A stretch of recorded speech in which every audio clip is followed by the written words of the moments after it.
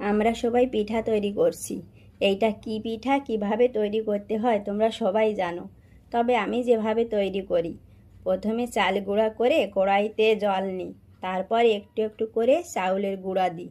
মেশাতে মেশাতে টাইট হয়ে আসলে দোলাটা নামিয়ে নিয়ে ভালো করে হাত দিয়ে ঘষে ঘষে এই সলতেগুলো পাকাই। সলতে দিয়ে যে পায়েসটা তৈরি হয়, খেতে খুব ভালো লাগে। আমরা দুবোন যখন মায়ের কাছে থাকি, মায়ের কত কথা, মায়ের কথা যেন শেষ হয় না।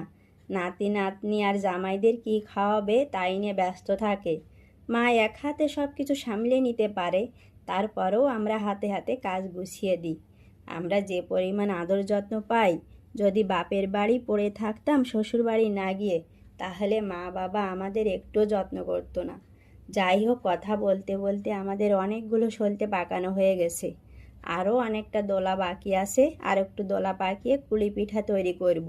আর গামলায় অনেক চাউলের গুঁড়ো আছে, তেলে ভাজা পিঠা, সরার পিঠা, নাইকেলের নাড়ু, অনেক কিছু তৈরি করব। আমার পিঠা তৈরি করতে এবং খেতে খুব ভালো লাগে।